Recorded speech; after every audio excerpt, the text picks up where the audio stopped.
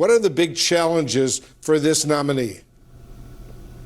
Well, the biggest challenge for Todd Blanche is to try to portray, at least to this room and to these senators who have a lot of concerns, that he is sufficiently independent from the President of the United States. Obviously, he described in one of his answers to some of the questions here that he is part of the executive branch. Of course, the President can fire him, but one of the traditional parts of the Justice Department, one of the traditional things that attorneys general have tried to show Wolf is that they are in charge of the department, that they are calling balls and strikes, doing the things to administer justice in this country without any kind of political motives. And those have been the biggest issues for this Attorney General, for this acting Attorney General, because the President, of course, has made clear who he wants prosecuted. He puts it on social media.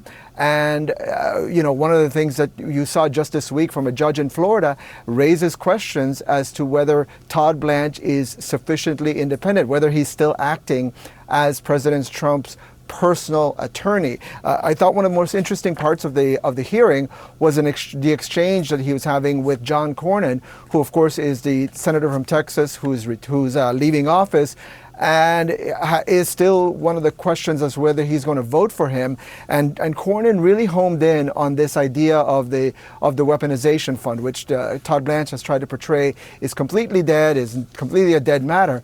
But Cornyn got him to acknowledge that essentially the deal, the settlement that he signed with President Trump and his attorneys, his family, is not necessarily dead, that President Trump could still try to enforce it because it is still in force, essentially.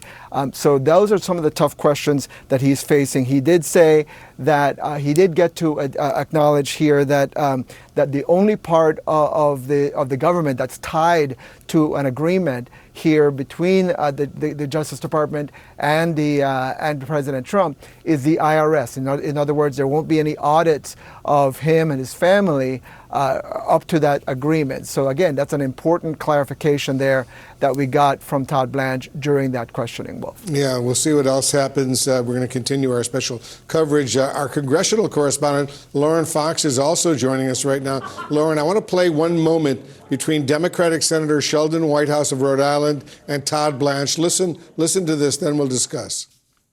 How long do you intend to put up with that Kash Patel character?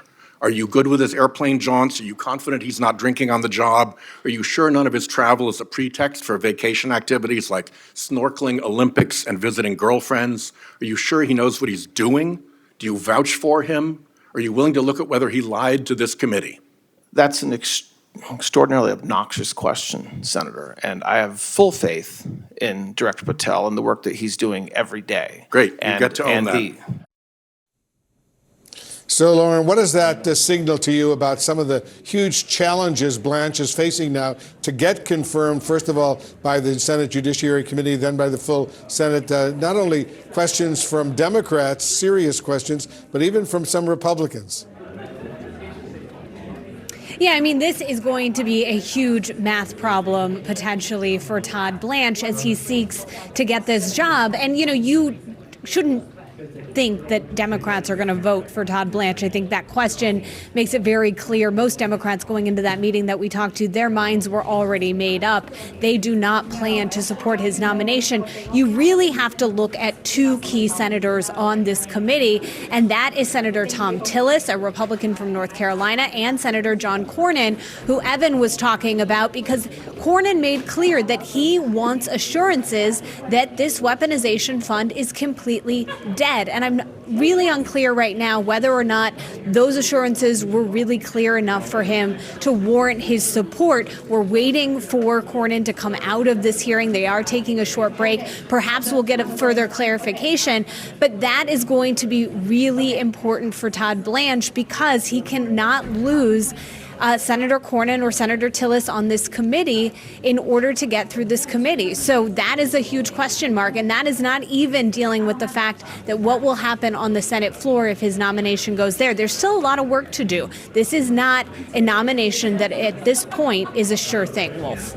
Good point. I want to play, Ellie, that questioning from the Republican Senator John Cornyn on the so-called anti-weaponization fund, $1.8 billion initially proposed taxpayer money to pay for some of President Trump's friends and allies who got involved in this so-called anti-weaponization program. Yeah. Let's listen to this. First of all, I believe you have said that the weaponization fund is a moot issue. Is that your position? Yes, it is a moot issue, meaning there is no weaponization fund. The weaponization fund is dead. It's not moving forward. So how do you think he's handled that issue? It's such a sensitive issue, not just with Democrats, of course, but with some Republicans as well. It's a perfect example of the way Todd Blanche has approached this whole hearing so far, Wolf, which is he's trying to keep the temperature down. He is retreating without surrendering. So, for example, on the $1.8 billion fund, he has stepped back. He has said, we will not pursue it any further. It's a dead letter. But he has not admitted any wrongdoing. He has not admitted that this was collusive, as that judge found in Florida.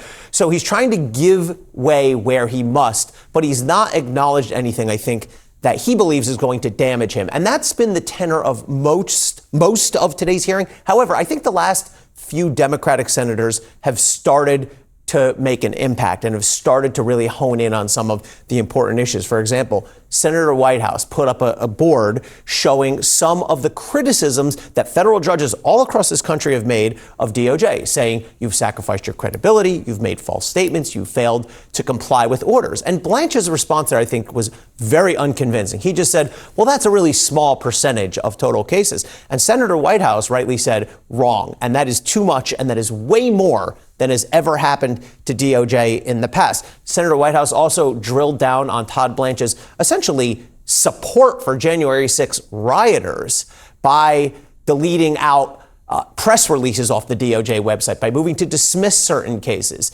by not standing against the pardons. And Blanche just basically said, well, I never said it's good to assault cops. Okay, but by your conduct, you've done things that have condoned what happened on January 6th. And then we heard Senator Coons, I think a really important moment, ask Blanche pointedly, do you believe, as potential Attorney General of the state, that Donald Trump is constitutionally eligible to run for office again in 2028, for president again in 2028? And Blanche, surprisingly, said, no, I don't think he's constitutionally eligible. So hopefully that will put those murmurs to rest. So I think Blanche has had fairly smooth sailing in the early portion of the hearing, but I think the last couple of Democratic senators in particular have started to make some dents. Yeah, I think you make a good point. Kevin Liptak is our White House reporter. He's over there right now. Kevin, Lindsey Graham's unexpected death over the weekend left Republicans on the Senate Judiciary Committee with a razor-thin margin, just one vote to lose to advance Blanche's nomination.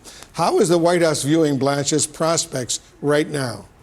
Well, I think they're watching very closely, and in particular, they're watching the questioning of John Cornyn, which we've already seen, but also Thom Tillis, who is still to come. And I think they're watching them because in their view, and I think in the senator's view as well, they don't have this loyalty obligation to President Trump that some of these other Republicans have. In the case of Cornyn, President Trump endorsed his rival in a primary. Now Cornyn is a lame duck. And in the case of Tillis, also a lame duck, will not be serving another term as senator.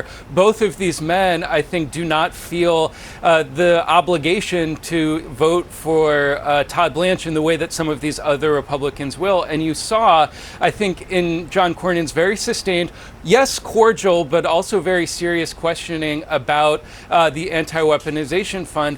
I don't know that the White House and that Blanche's team here are going to walk away from that line of questioning necessarily feeling like they have Cornyn's vote in the bag. And when it comes to Tillis, Tillis has been a senator who has drawn a red line at any notion that Blanche could be soft on the January 6th rioters. And you already see how Blanche is sort of softening the ground here, saying that, yes, it was President Trump's prerogative to pardon those rioters, but that he wasn't necessarily celebrating it. And so once Tillis comes up, I think it's likely that that will form part of his line of questioning. It will be interesting to see how Blanche sort of toes the line here between the pardons that the president offered, but not necessarily showing any signs that he is being soft on what these people did on January 6th. I do want to pull out one other moment that I think was telling, and this was under questioning from another Republican. It was much friendlier questioning, the Senator John Kennedy from Louisiana, when he asked Todd Blanche whether he was President Trump's friend, and Blanche seemed to have a slip up. He said, "I am President Trump's lawyer," before correcting himself and saying, "I was President Trump's lawyer." And I think in a moment when there's so many questions about the proximity of Blanche to President Trump, he was his personal lawyer, certainly, but also questions about the independence of the Justice Department, I think you will see that moment played again and again as evidence of just how close Todd Blanche is to President Trump, at a moment when I think he's trying to show senators that he isn't necessarily a yes man for everything that the president is doing. And he made that point explicitly to Senator Coons. He said, "No, I'm not a yes man," but that moment I think will be an important one as this nomination goes forward. Yeah, a lot of important moments during the course of this hearing.